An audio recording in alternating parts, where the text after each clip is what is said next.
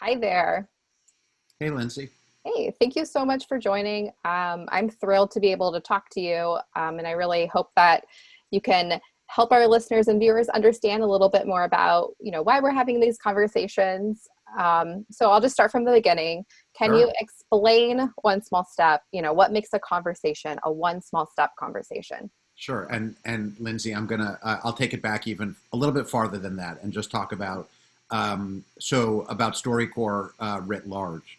And most of the people on this Zoom will probably know what StoryCorps is, but basically we started a little bit more than 17 years ago, believe it or not, with a booth in Grand Central Terminal. You bring anyone who you want to honor by listening to their story, a parent, a grandparent. You sit with your grandmother in this booth, which is soundproof. The lights are low. It's a kind of sacred space for 40 minutes, and you listen and you ask questions. And Lindsay, as the microphone gives you the license to ask and talk about things you don't normally get to talk about. So from the very beginning of StoryCorps, people thought of this as, if I had 40 minutes left to live, what would I say to or ask of this person who means so much to me?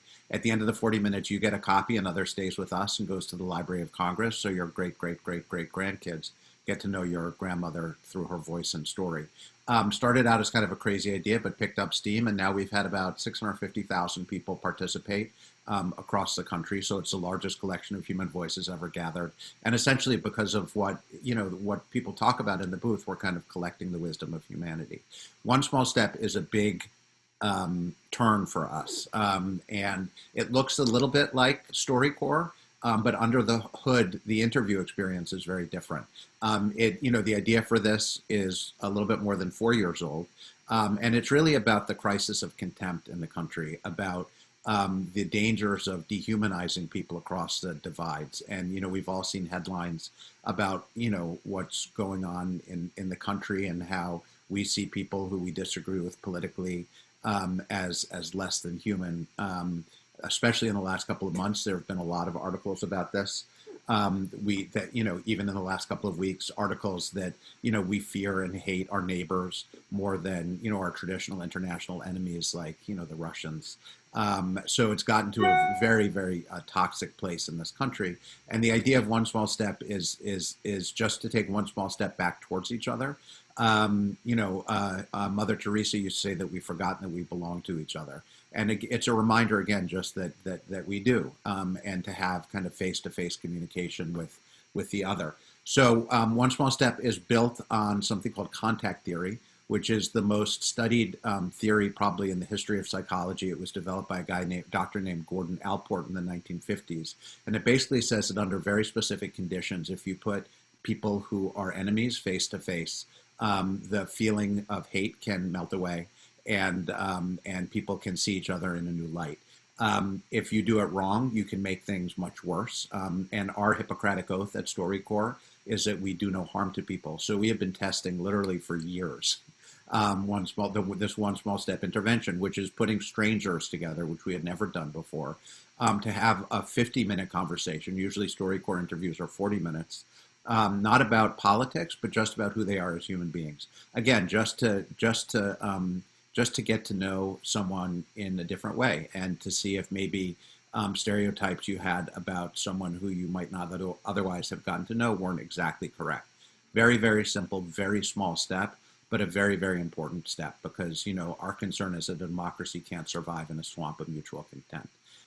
And we've been thrilled to work with you guys on this over the last couple of months as we begin our national scaling of this. And the dream is that over the next several years, we can convince the country that it's our patriotic duty to see the humanity in people with whom we might disagree. We know that's a moonshot and a long shot, and we know there's a many multi-billion-dollar kind of hate, contempt, industrial complex that we're up against, but we're going to take a very serious swing at it. And I also think that it speaks to the values of public broadcasting as well, of JCT, and public broadcasting as a whole, the importance of listening and treating people with humanity, and recognizing that none of us are the worst thing we've ever done. So so that's a very long answer to your very simple question, but I think we covered a lot of ground. You did. So we sort of know now the why and this ultimate goal here, but let's talk a little bit about, how we can get there. Sure. So I think something that people who haven't had one of these conversations might not realize is that, there's really a structure to these conversations. We have suggested questions to help guide them. We have some ground rules. So can you talk a little bit about how these conversations tend to unfold and, what's sort of is there any methodology behind that or any, reason? Yeah, no, there's a reason and methodology behind everything we do. And obviously, this is pretty sensitive. So as I said, you can really screw this up if you don't do it correctly.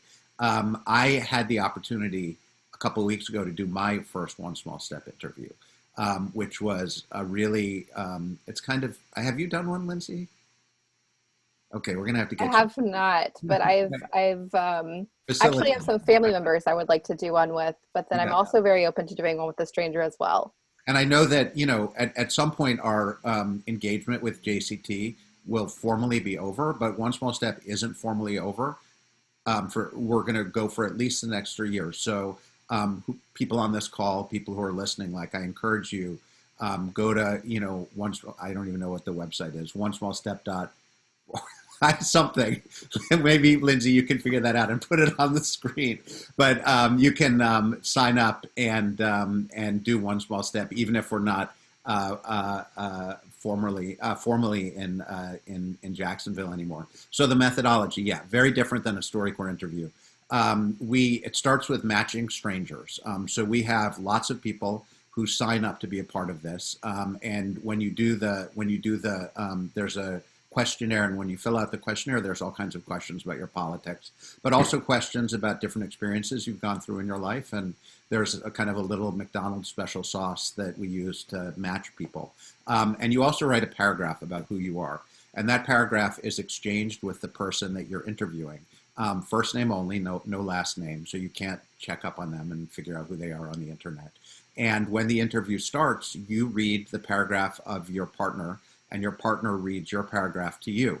And then the interview happens. And together you choose the questions you want to talk about. Again, if you want to talk about politics, you can, but we suggest that people don't.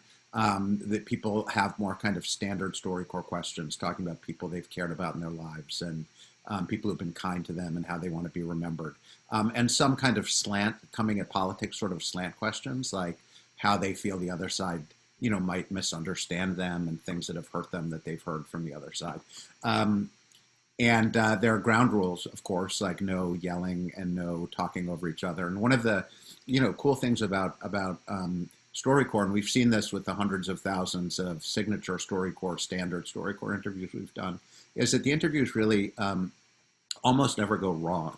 Each of these interviews goes to the Library of Congress, so people are aware that they're speaking to their their great grandchildren and bring their best angels to these conversations.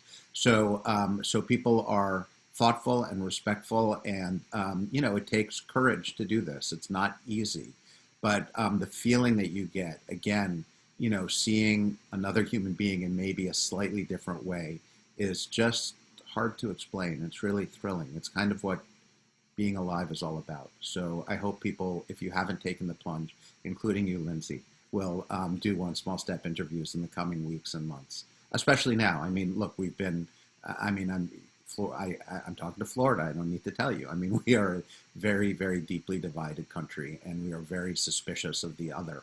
And, we can just kind of let it ride, or we can try and take one small step away from the abyss and figure out who this other is.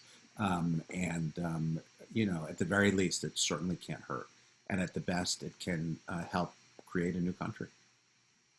Well, it was lovely talking to you, and thank you so much for taking time out of your schedule to help us understand a little better. Lindsay, thank you for your work on One Small Step, and we're thrilled to have worked with WJCT. I'm thankful to everybody who took the time out to be on another Zoom. I know everybody's got a lot of Zooms, but I hope that this one was worth your time. We're very, very grateful for your participation, and we need you all to help us spread the word on One Small Step. So thank you. Thanks, Lindsay. Thanks to the whole Thank you. community. Take care. Be well. You too.